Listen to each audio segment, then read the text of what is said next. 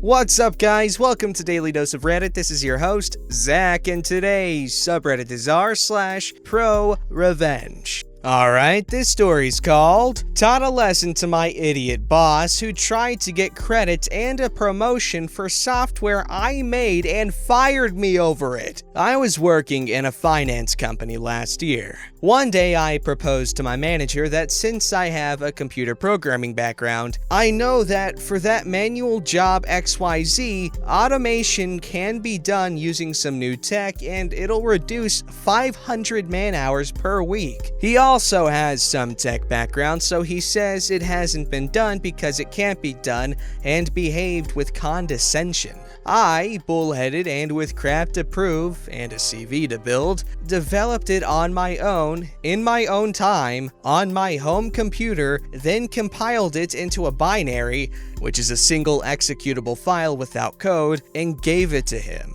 He got permission from the IT department to run it on his computer and was utterly sure that it won't work and he would get to laugh at me. But it did. Even though the software works, Idiot Manager took it as an insult somehow and banned me from using it, giving some insane reason that doing it manually was much more effective, which was a bummer because it was working beautifully. Fast forward a quarter or so. My manager was hard-pressed for some brownie points during appraisals, so in examples of showing initiative, he used my software, but without mentioning me. Some super senior manager took notice and gave him a promotion and a raise. Now, instead of being a sensible guy and coming clean to get code from me, he calls me in from his cabin, behaves rudely, and says that I need to submit the code for that software. I asked him why. You said we won't be using it. He's like, either you submit the code or you'll be fired. I was already fed up with being treated like crap by this crap stain just because he was somehow jealous. So I said, step off, I won't submit the code. I know enough law to know that you can't sue me, and I resign. I came to know later through my colleagues that this is what he must have wanted, so that he could take the entire credit himself without dispute. Little did he know, there was a malicious code module hidden in that executable file, which checked for a 1 or a 0 on a remote GitHub repository every time it was run. If 1 or no network, do everything as required. But if a 0 is received, that's the emergency signal. I added that little code because his behavior was very crappy to begin with, and I didn't trust him. I was planning to remove it after its official implementation, which never happened. So I went ahead and changed that 1 to a 0 after I was fired, to ensure no one used it without my permission. Although he couldn't get the code, he did have the executable file, and I was also not in the company anymore. So in his arrogance, he called a meeting with his boss, his colleagues, and my whole team to show them a demo of this awesome software he had made. He was using it on his laptop every day without my knowledge. But today, the 1 was a 0. So as soon as he pressed enter, nothing happened. He pressed enter again. Nada. Suddenly, his laptop was frozen and nothing was working anymore. It took him a while to realize something fishy was going on, and then he took out the laptop battery to switch it off. By then, all the Word, Excel, and PowerPoint files were encrypted, and the executable had erased itself out of existence. I used the same code without the malicious module to get a better job at another company, where I'm much more appreciated and the job is also fun. Then the whole Brovid thing happened, and now I'm cozily working from my home.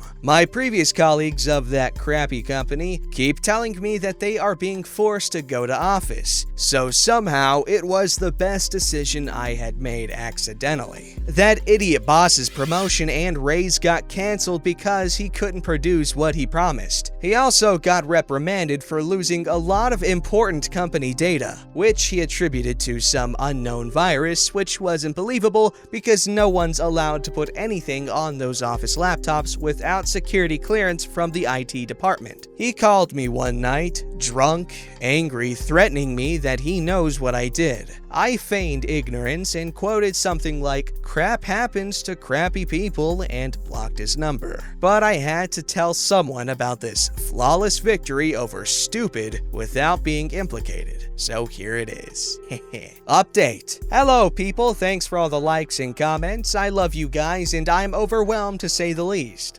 There are some questions which keep coming up again and again, so I'm answering them here in this post. I tried to answer each of them in the comments individually, but now I have to sleep. Question 1.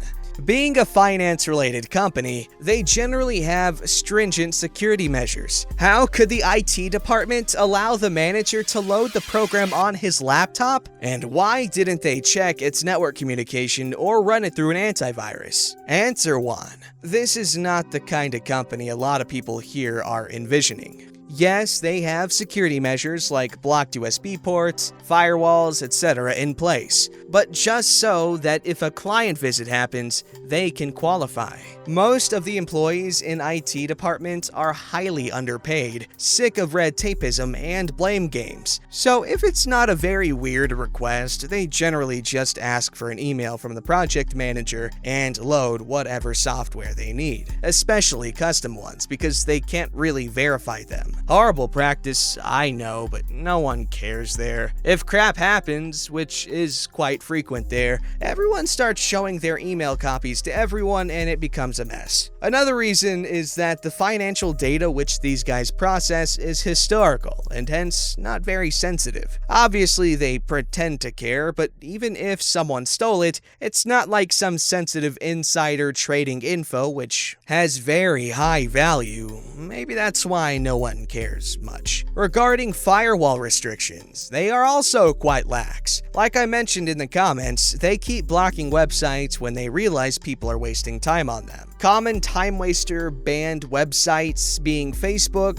Instagram, Reddit, most video of adult variety sites, most game sites, etc. There have been instances when people have been able to open a video of adult variety site if it's quite new. Once it's known, it's blocked promptly. Obviously, websites like Stack Overflow, GitHub, Bitbucket are not blocked because they don't see them as time wasters, and someone somewhere keeps requesting access to them for productive work. They did run a program through a basic antivirus. It didn't show up as suspicious, and there can be a lot of reasons for it. Primary being crappy antivirus. I keep checking it on my computer and it's not detected there either, maybe because the code doesn't seem familiar enough to it.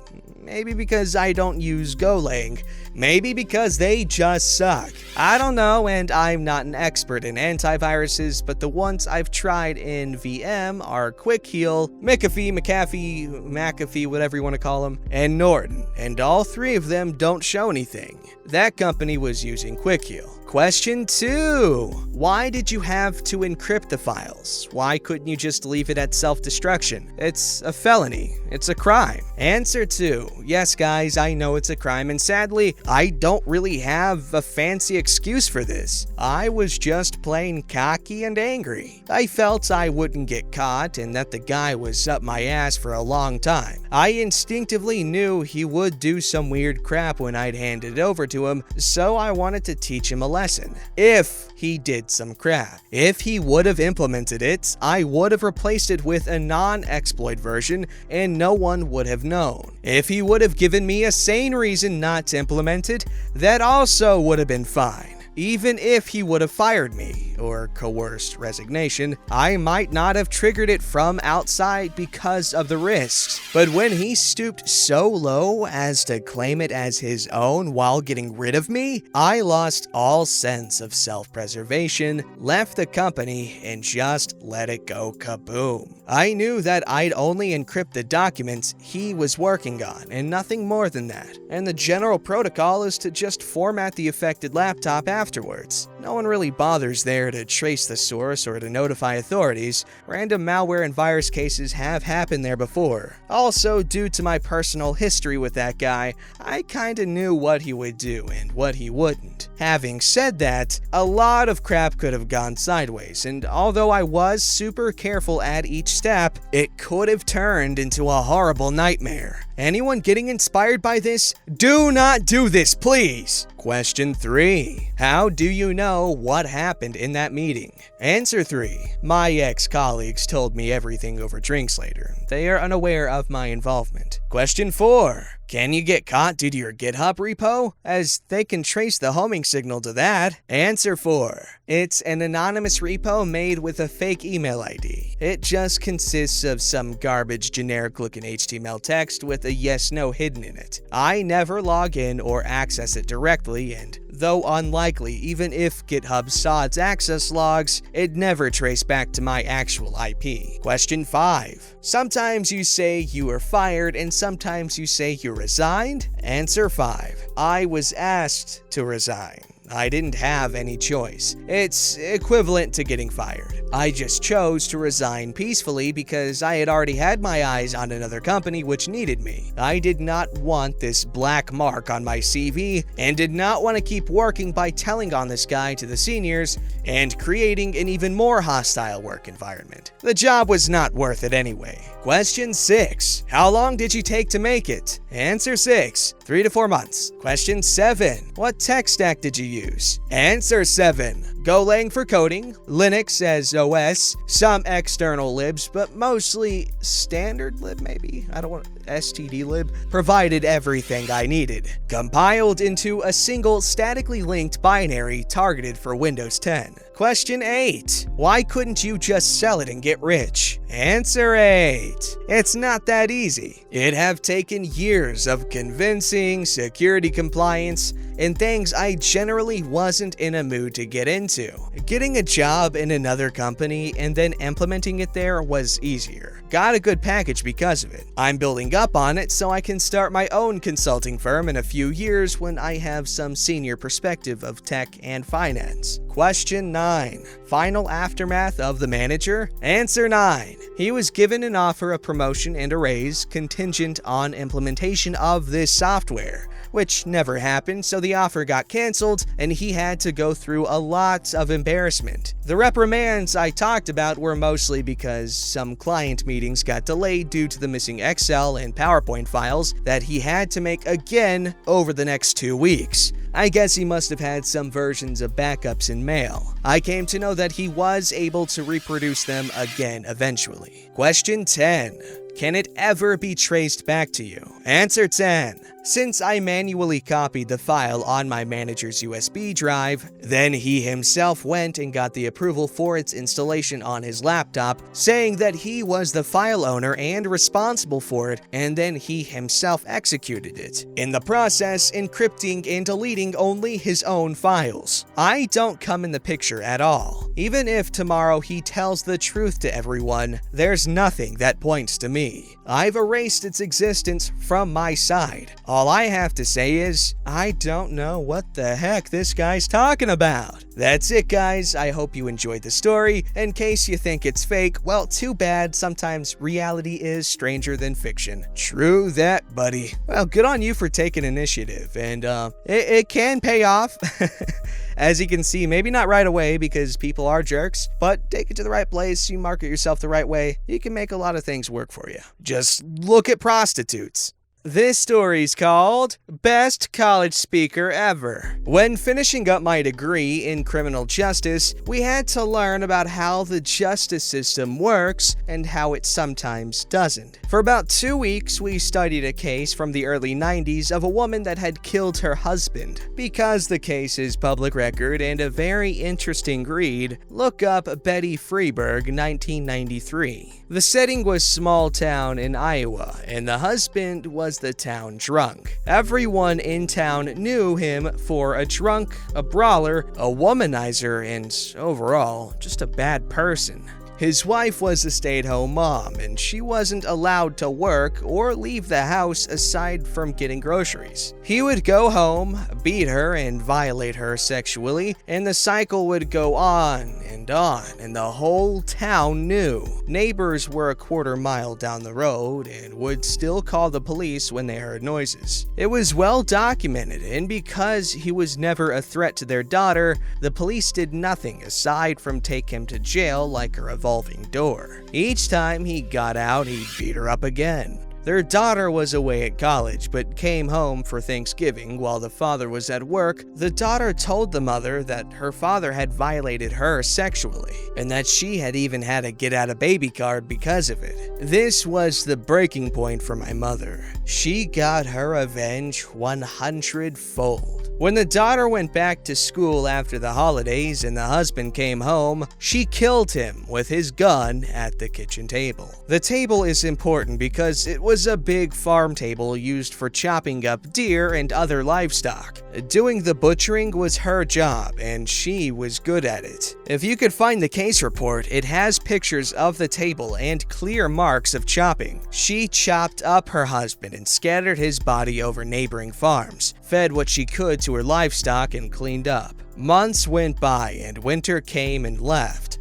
Police investigating his disappearance even questioned her while sitting at the table drinking coffee. She explained the marks on the table by explaining that she butchered her own meat and showed the officers her deep freeze. The investigation went on for months until finally, a neighbor's dog brought back a body part. They identified it as belonging to him, and she was arrested on the spot. She pled not guilty and refused any offers. It went to trial, and 12 of her peers judged her not guilty due to extenuating circumstances. She confessed to the crime, explained why she did it, and how that she had no real choice because no one was going to help her. The farm was hers, and she refused to give it up as it had been her family's home. She was let go entirely for the murder charge. The next week, we had Betty as a speaker to the class to discuss the case, and she was awesome. At the time, ironically, she sold dismemberment insurance for Aflac. Betty, if you ever read this, know you're seen as a figurehead for battered women, and you pulled off the best revenge I have ever been able to study. Honestly, I can't believe that she'd do something like that. Why did she think it was okay to throw pieces of garbage around like that? You know what I'm saying? Like, come on, be considerate for your fellow man. Very satisfying revenge. Okay guys, as you know, we like to read wholesome stories at the end of a revenge video, so here we have a story from r/malicious compliance called Wholesome Malicious Compliance. My daughter argued over half a donut. She ended up with no donut. This is all in fun, but was nice to win for once. Last night, I bought a package of donuts for my family. There's 5 of us to share. This morning, there was a half of a donut, along with several whole donuts, left from my daughter taking a half and leaving the other. I took the half since nobody had eaten it and had a wonderful snack. A little while later, my daughter comes in upset that someone had eaten her half of a donut. She's 16, I don't know. She gets upset by a lot of things. I said I ate it, and she got mad and said, "That was mine, I was saving it," etc. I explained that if you take half of a donut and leave the other half in the family or community pack, that half is free game. If you want the other half, set it aside. My wife took my daughter's side. My younger 2 agreed with me. We ended by agreeing that if someone leaves half a donut in the pack, nobody should take it except the person that left it there. Exact wording. Fast forward a couple of hours and I'm standing in the kitchen to see that exactly half of the donuts are gone, which gives me an idea. I wash my hands, take out every donut, cut them in half, and fill the pack with the newly halved treats, along with a note. And the note says, "Some men just want to watch the world burn." My daughter came in the kitchen and started saying, "Haha, very funny," and reached for a donut. I jokingly smacked her hand away and said, "Sorry, kid, those are my donuts. Those are the rules." Her eyes went wide. She was speechless. My wife thought it was hilarious and said I win. I let my daughter have her donut anyway. "You weakling! You're supposed to stand your ground." But no, I side with the daughter. You should leave halved things in your family pack or whatever, because obviously someone left it there because they just probably want to save it for later. And besides, why would you want to take the halved one? You want to take the full ones because then you'll get your fair share. But anyway, yeah, respect people's food. However, in my family's house, I take what I want. I don't care. I'm the oldest, so like, what are they gonna do? Don't forget to like, subscribe, and hit that bell to never miss an episode.